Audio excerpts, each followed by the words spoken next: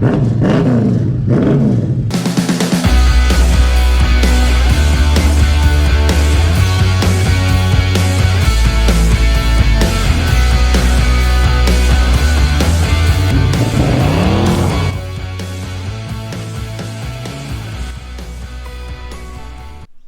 guys, welcome to She'll Be Right Garage and part 7 of the Deathbed truck build. In the last episode on the Landau we did touch on the fact that we've now bought ourselves a rather special parts truck. It is now the V8 turbo diesel donor vehicle. Why don't we go and check out what we got. And just quickly guys, we've now got some merch available if you want to help support the channel.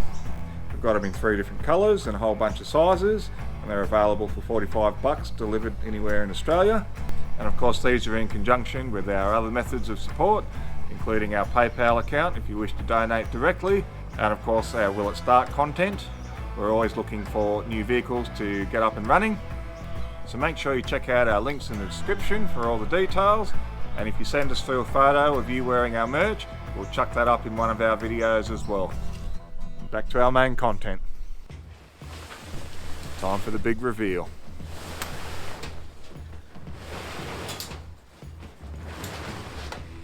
There it is, one very sad looking 2004 F250. You can see she's had a rather nasty rollover. Everything's completely bent and crooked. It's all staved in at the front. The cab itself is twisted. As we move our way to the back, you can see the entire tray is all buckled up. The entire body is absolutely shagged. We do have ourselves a half decent interior that can be salvaged and sold off to recoup some costs. Now it is in fact a 4x4. Unfortunately it is an automatic. However, as we have a look, we've got a manual shift transfer case, which is exactly what we wanted, and we can use that when we do our manual conversion. But most importantly, here is our big V8 turbo diesel, all 7.3 litres of it. Bloody ripper. So you can see with our quick walk around of the truck, it has had a rather nasty rollover, but all said and done, it was actually a pretty soft rollover, all things considered. Steering, suspension and driveline appear to be intact, which is exactly what we want for our donor vehicle for Deathbed. We've obviously got our diffs already, but what we're really looking for is this motor and all the relative components that we need to get him up and running, wiring harness, etc, etc. So I'm led to believe it's been about 4 or 5 years since starting. If we look closely, we can see how this radiator hose has been pushed in and touching the alternator. But what's really reassuring is that there's no obvious kind of marks here on this radiator hose, which tells me that the motor was shut down the instant it went on its roof. So in having said that, we do need to try and get this motor up and running. We want to confirm that it is a decent runner. We are going to try to start this truck as soon as we can, but before we go too far we need to tackle things like that radiator and radiator hose. So I think we're going to strip out the most obvious damaged stuff and then see how we go with getting it up and running.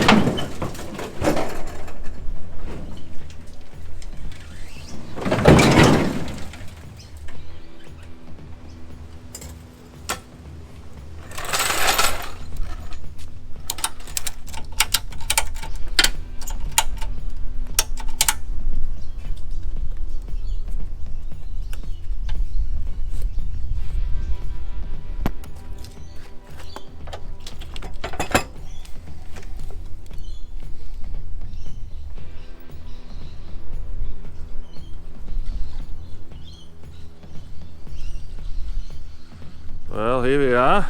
We're getting towards the moment of truth. Got the back end up in the air. If it does get up and running, goes into gear, we've got clearance. Put some fuel in. About 10 litres of diesel.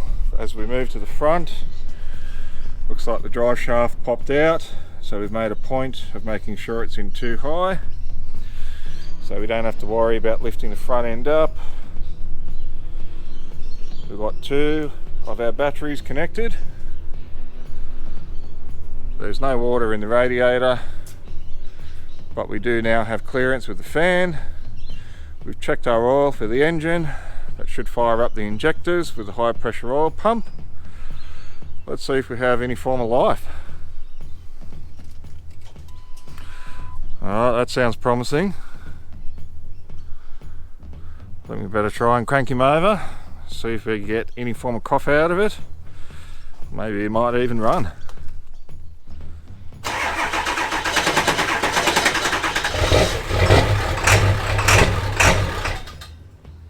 That's something.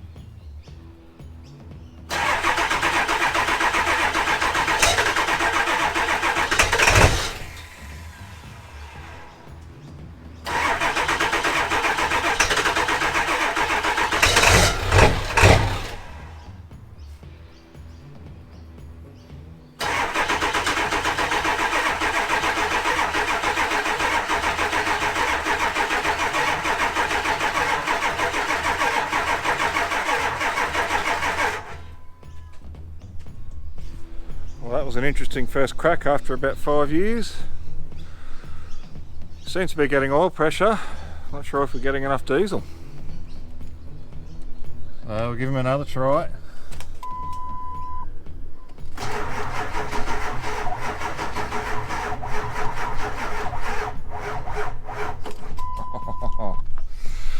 Bloody batteries. Alright, we'll charge them up overnight, try again in the morning.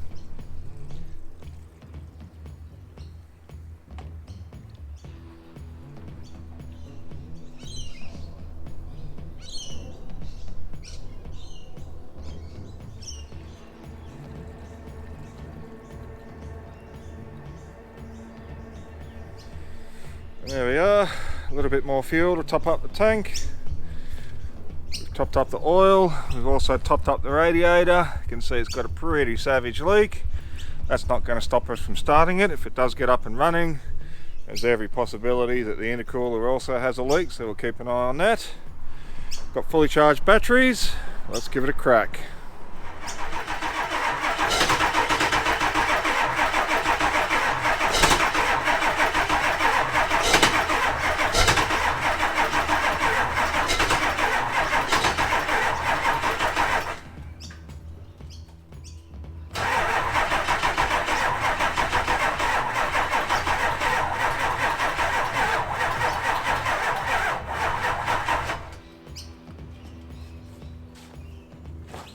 That's a fucking fail. Alright, hang the expense. This IDM here is not going to fire up these injectors with those crappy old car batteries. So now we got ourselves some brand new 810 cold cranking amp batteries. Let's get this thing going.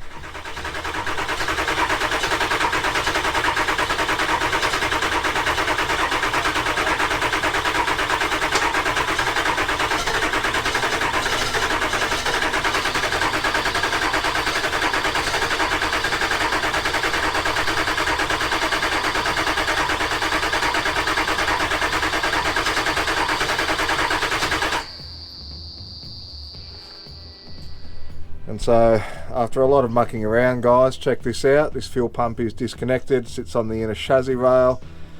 This wiring looks like it used to go here and now it is not. It does run up and along, goes to a relay in the bay, comes back down to some wires along here which literally dangle in the middle of nowhere.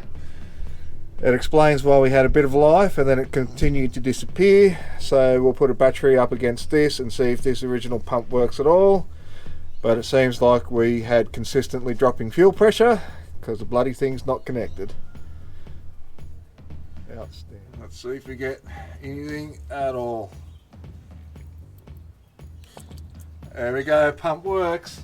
I don't know why that was disconnected, but back together we go. Bloody hell. Alright, and after a bit of off-camera work, we've got a very dodgy fuel line system set up. Let's see if we've got a bit of pressure. We might get him to run after all.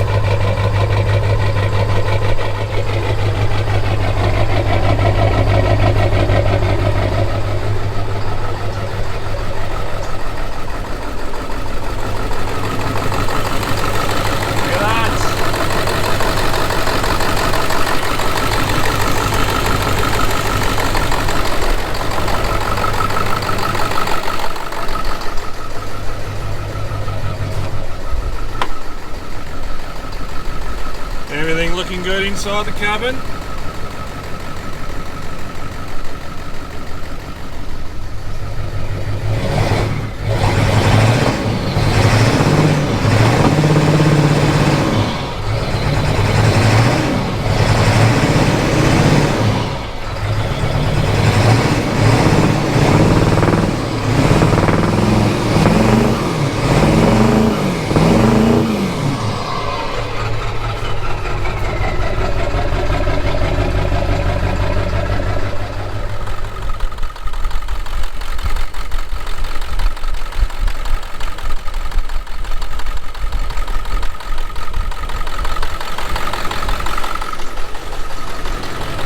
Well, she may be running a little bit rough and smoky, but we just tested that rocket cover there for some blow-by.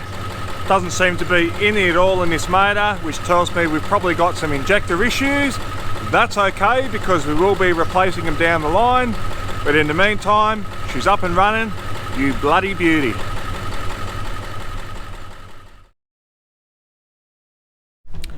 So now that we've had ourselves a pretty big win with this motor, we know we've got a completely working system here. Yes, we know that the injectors are most likely stuck open, one or two. Not really an issue, because we were going to do an upgrade that involved bigger turbo injectors, etc. down the line. So the benefit of now having a truck that starts and runs is that we're now going to completely strip this interior out. We're going to strip the complete dashboard out. Hopefully we can sell a few bits there, being a right-hand drive setup. We're going to literally gut the entire body off of this chassis. And as we go along, we're going to pay note to actually remove all of the electricals very carefully. And as we do remove certain things, we're going to keep on starting the truck. We're going to know that as we disconnect everything, we've got a complete system that once it's removed from this truck, will literally just transfer straight over to Deathbed and make things really bloody easy. So we'll start off by gutting this interior completely. We're going to look at keeping things like the power windows and all the rest of it. We're going to keep as much of these electrical goodies as possible, and with any luck, we'll even keep the AC.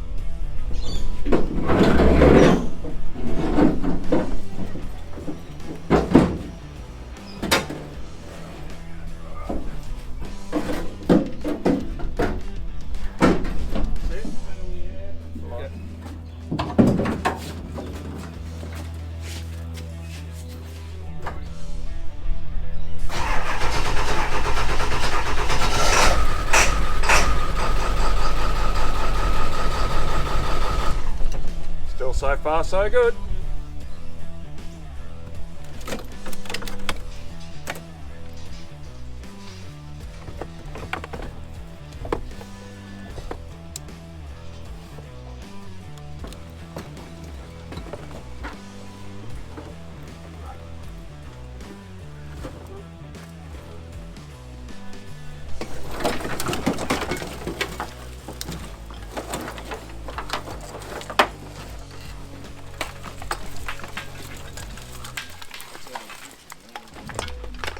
Now time to check that it still starts. We'll plug the main loom back together, put the dash in and see if we're still good to go.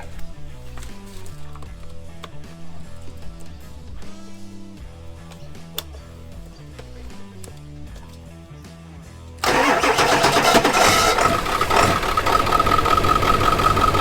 we go, plug and play. Bloody beautiful.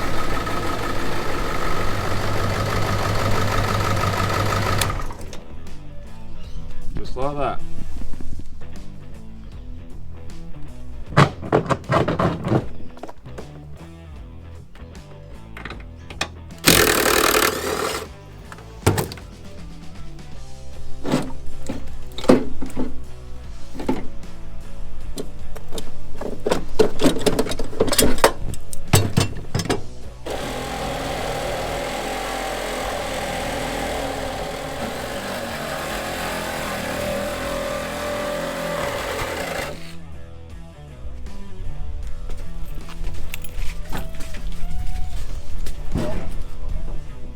Now there's the big reveal. You can finally see that monster of a V8 and gearbox. A very big turbo. Beautiful.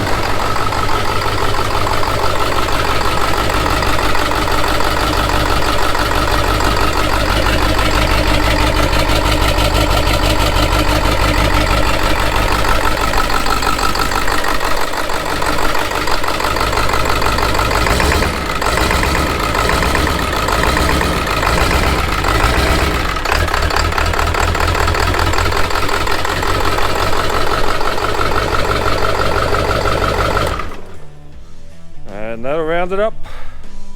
Get ourselves a running chassis. Stripped bare. That is now ready to swap right over to where it really belongs.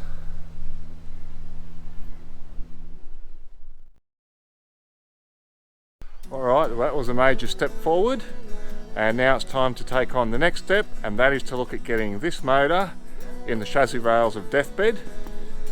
Now off camera we did do a little bit of work. We pulled all the radiator supports out and the intercooler radiator itself. We are down to just a bare motor. All of the earths and what have you have been disconnected from chassis and motor. Lines are disconnected, fuel lines, power steering lines, etc, etc. It's time to move this massive lump out, and I think we're going to need to use at least 2 engine cranes.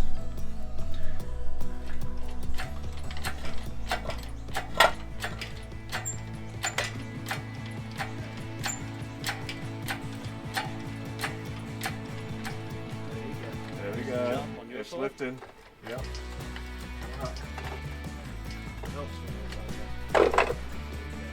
Beautiful. Told you it'd work. There we go.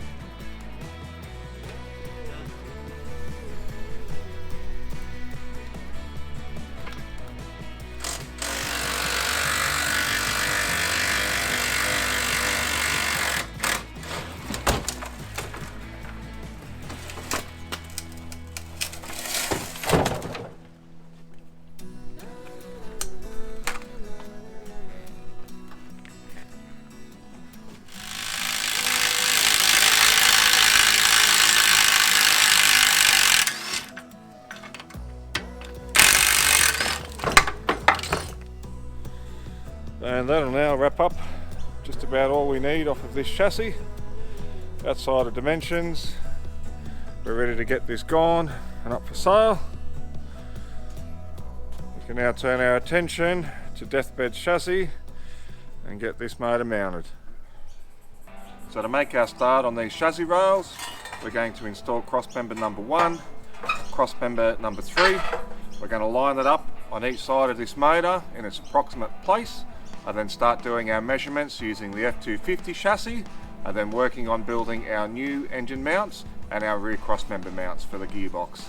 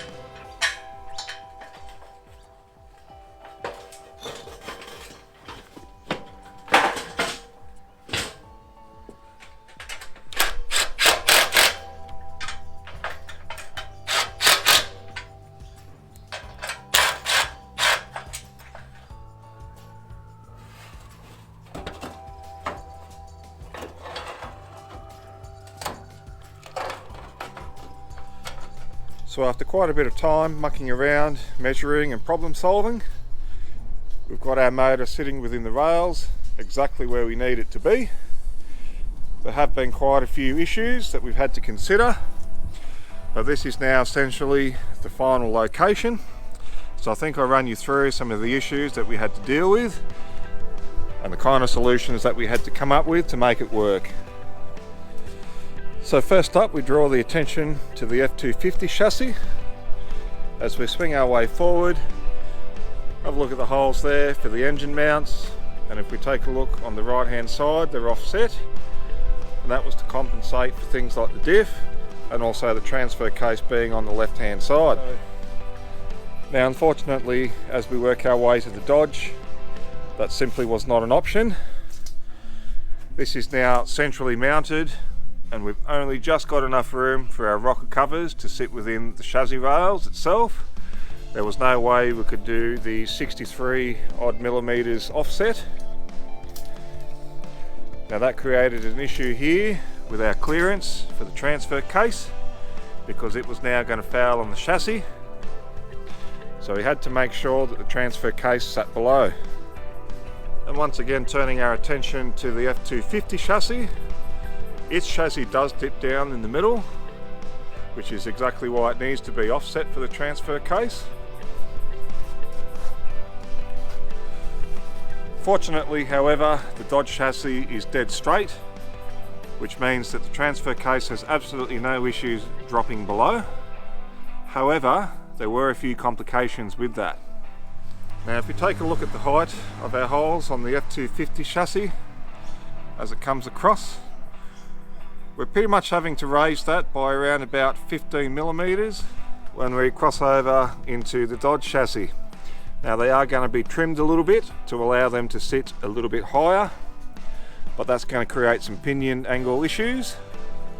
And because of this super tight clearance with the transfer case, we had to drop the back end down by about 20 millimeters compared to the F-Truck as well.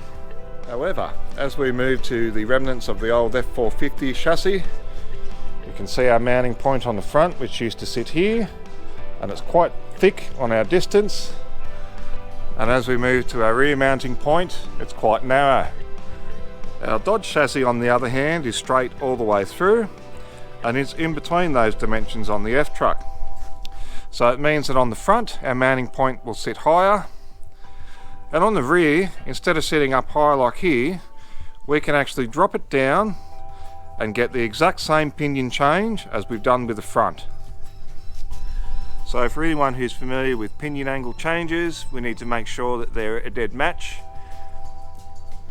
And we're able to do that because our mounting points for both the suspension and for the engine mounts are almost identical, so we're able to fine tune it.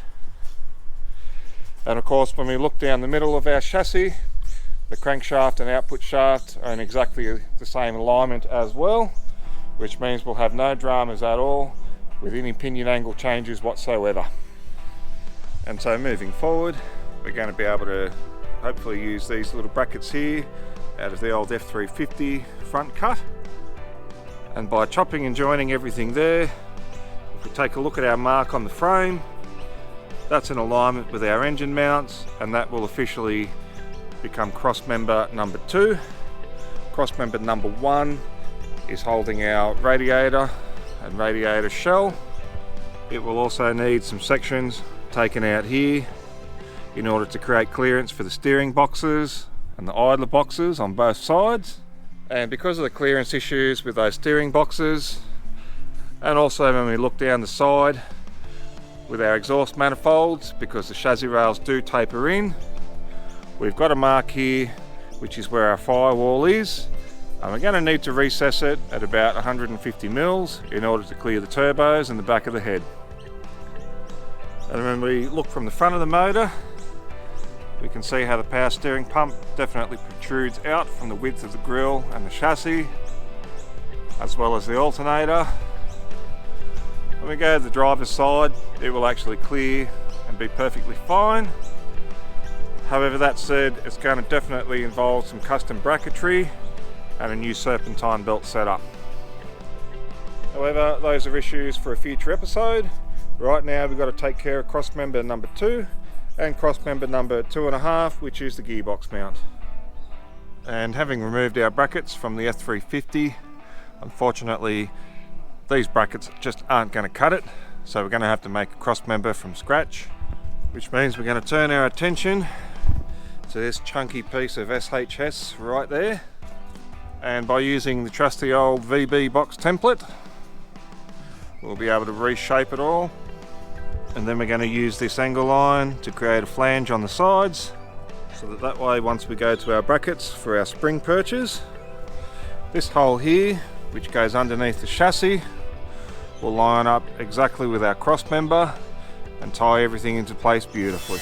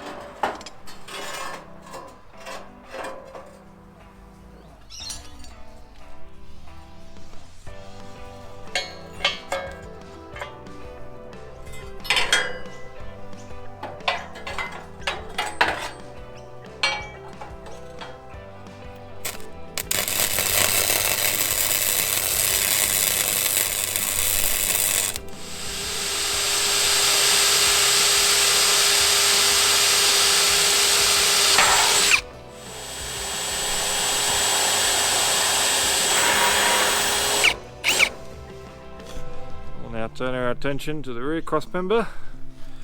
Off camera we've made a few little brackets here on each side, and they are there to replicate the original F250 chassis, plus our extra changes in accordance with our drop on the rear, and it'll lock into place like so. Now of course the F250 chassis is a bit wider, and because we're altering our offset, we need to make an adjustment of 75mm on this part of the cross member. So we'll chop him out and rejoin him, grind everything smooth on both new cross members, and then we can do our final fit up.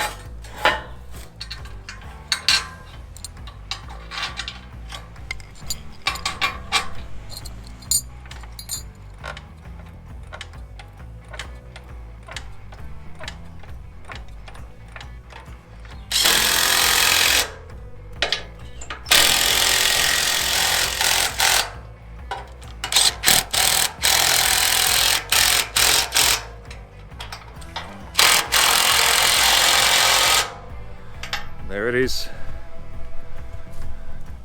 Got ourselves some beautiful alignment all the way around. Sitting nice and true in the middle. Plenty of clearances. This motor is now in its final resting place. And I couldn't be any happier than that. You bloody beauty.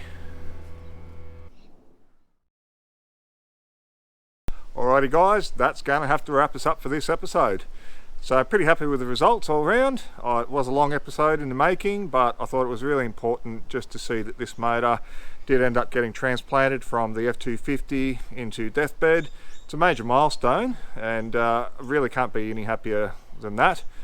Moving forward, it'll probably be back to the Landau, but I'm probably going to struggle to get anything out before the end of this year, but we will see how we go. Like always, like, share and subscribe. Every little bit of support helps. Catch you on the next one. Cheers guys.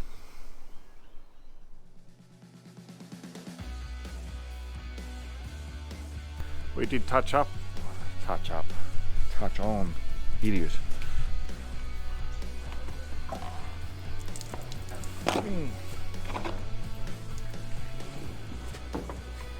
Oh no. Oh. I've got the other piece. There's two on that. What did I say? Are all the bolts undone? Well, we'll find out. We'll see. We'll find out. And I that knew we it was, did. I knew it was picking up the shafts.